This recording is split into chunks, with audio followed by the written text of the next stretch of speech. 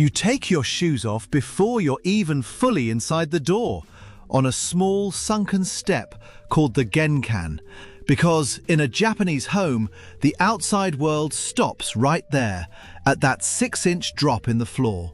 Cross it in socks, and you've entered a different set of rules. No shoes past this point, ever. Not for the mail carrier, not for the plumber, not for you. That's the first 5 seconds inside a real Japanese home, and almost nothing about the rest of the house makes sense until you understand why that step exists.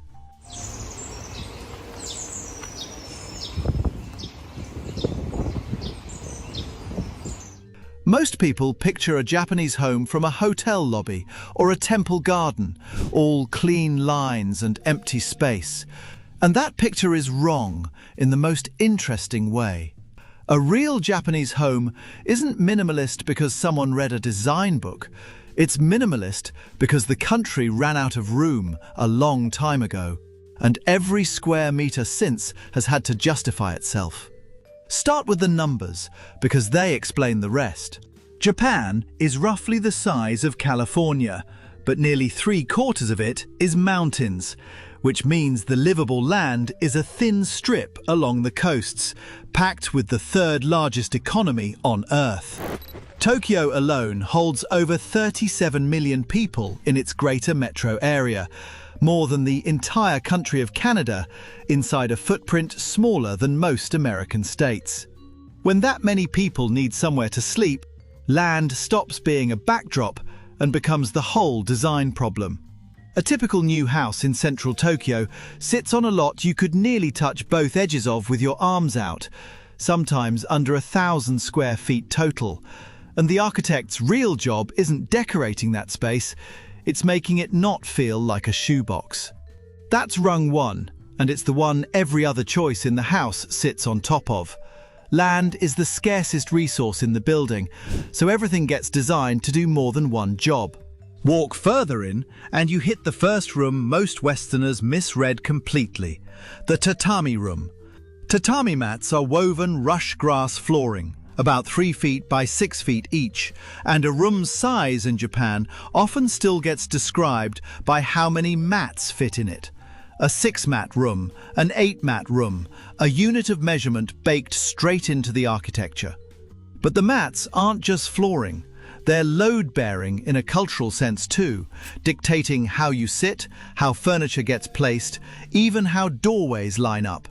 Because a house built around a tatami grid has a rhythm to it that a Western floor plan doesn't. Step on one wrong and older relatives will actually notice, because tradition says you don't stand directly on the seam between 2 mats. A detail that sounds trivial until you realize an entire etiquette system got built into a flooring choice. Rung 2, and this is the one that actually blows people's minds the first time they see it done, the same room can be 3 different rooms depending on the hour. A Japanese living space traditionally doesn't get locked into one purpose the way a Western house does.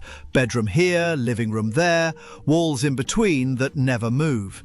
Instead, a single tatami room might be the dining room at 7 in the morning, a workspace by 10, and a bedroom by 11 at night. And the transformation happens with a piece of furniture almost nobody outside Japan owns. The futon that lives in a closet, not on a frame.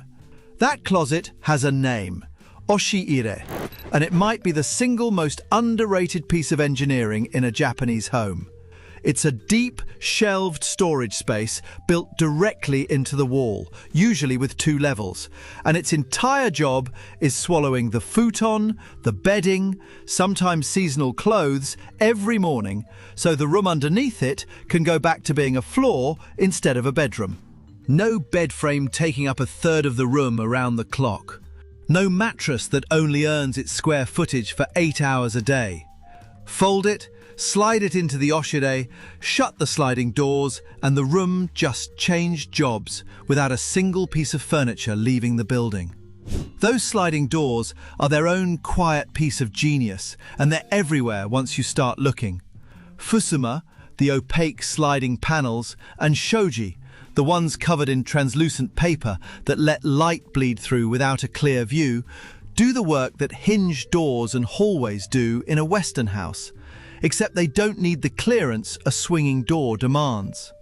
A hinged door needs empty floor space in front of it just to exist.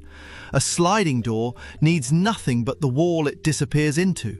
In a house where every square foot is expensive, that difference isn't decorative.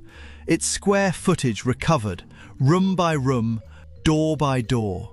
Rung 3 takes you to the room most visitors find genuinely strange the first time they see it, and it's the one that gets the most questions.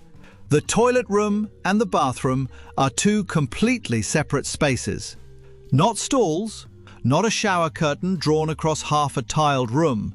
Two different doors in two different parts of the house. And the reason isn't superstition.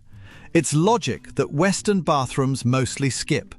You don't want the room where you get clean sharing air, or worse, sharing a flooded floor, with the room built for waste.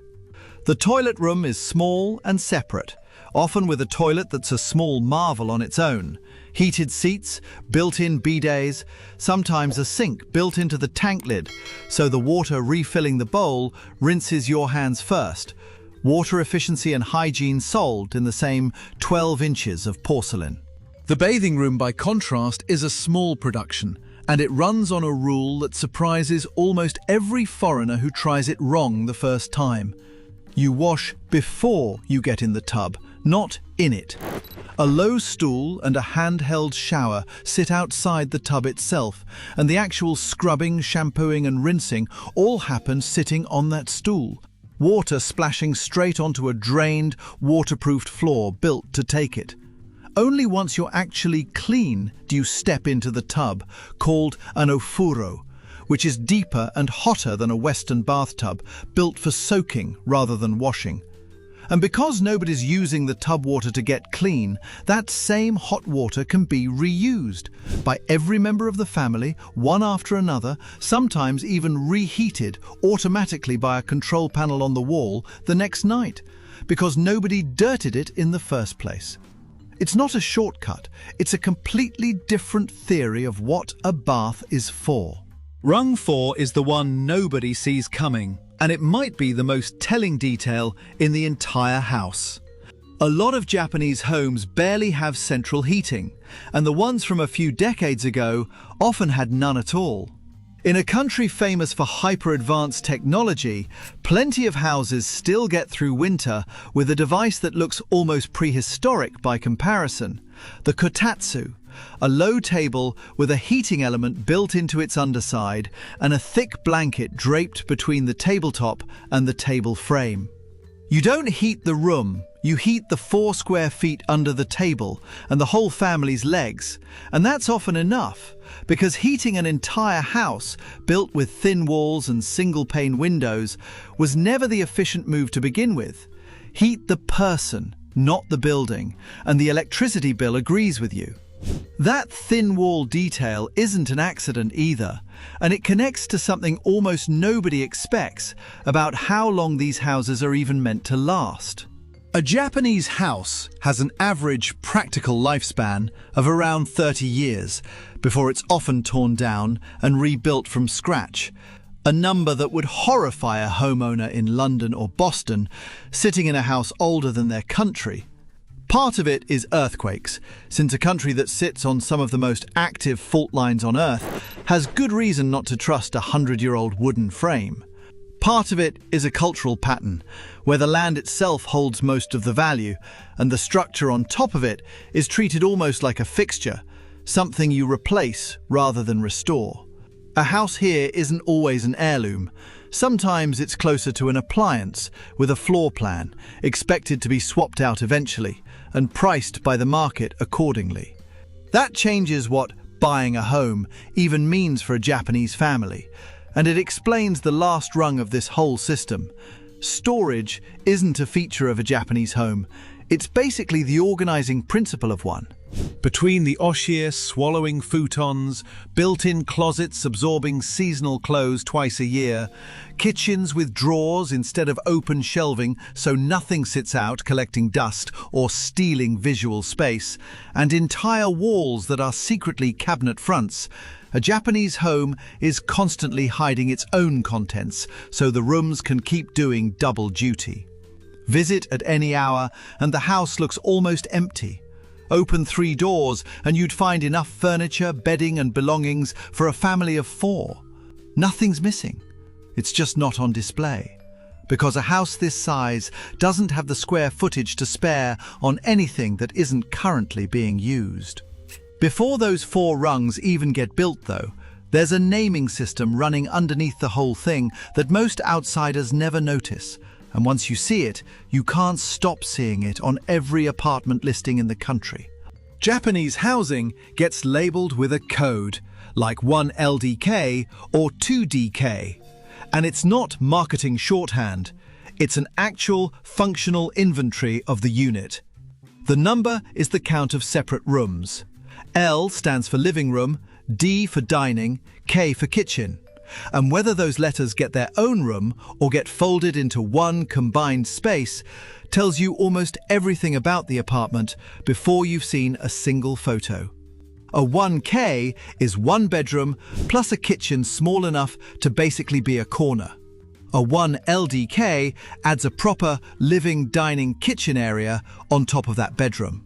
A family renting a 3 LDK isn't picking a floor plan out of a catalogue of 50 options the way an American renter scrolls through unique listings. They're picking a formula, one that real estate agents, moving companies and furniture stores all speak fluently. Because the whole industry is built around a small set of standardized shapes that fit standardized lots. That standardization runs headfirst into another piece of the puzzle almost nobody outside Japan thinks about. How many generations are actually living inside one of these compact footprints at once? Multi-generational households were once the default in Japan. Grandparents, parents, and children under a single roof. And while that pattern has faded significantly in the big cities, it hasn't disappeared. And it left its fingerprints on the architecture that's still being built today. Some newer houses get designed as what's sometimes called a 2-family home. 2 nearly separate living units stacked or split within one structure, sharing a roof and sometimes an entrance, but otherwise functioning as 2 households, so that an aging parent can live close enough to help with grandchildren without anyone giving up a private kitchen or a private bath. It's a compromise built directly into concrete and lumber, solving a family logistics problem the same patient way the oshiire solves a bedding problem. The kitchen itself deserves its own look because it's often the most compressed room in the entire house, and the compression is deliberate rather than accidental. A typical Japanese home kitchen is narrow, usually galley style, tucked along one wall rather than opened up into an island the way American renovation shows have trained people to expect.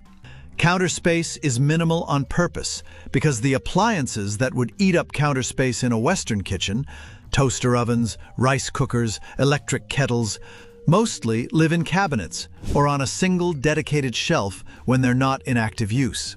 The stove itself is frequently just 2 burners, sometimes with a built-in fish grill tucked underneath the cooktop, a compartment almost no Western kitchen has and almost every Japanese kitchen does, because grilled fish is common enough on a weekly menu to earn its own permanent hardware.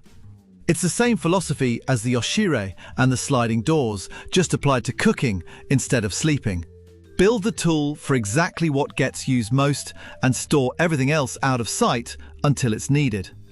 Put those rungs together, the sunken genkan step, the room that changes jobs by the hour, the split bathroom built around a completely different bathing philosophy, and the storage system hiding half the house behind sliding doors, and a Japanese home stops looking minimalist for its own sake. It looks like the product of a country that ran the numbers on land, earthquakes, and family size decades ago and built its answer directly into the architecture. One folded futon and one sliding door at a time. So the next time a home tour online shows off a Japanese apartment that looks impossibly tidy for its size, that's not a trick of camera angles or a family that just happens to own less stuff than everyone else.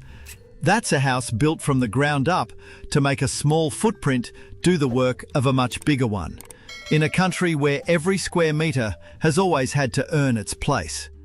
The real surprise isn't how little space these families live in, it's how much that space is quietly doing behind every door you didn't think to open.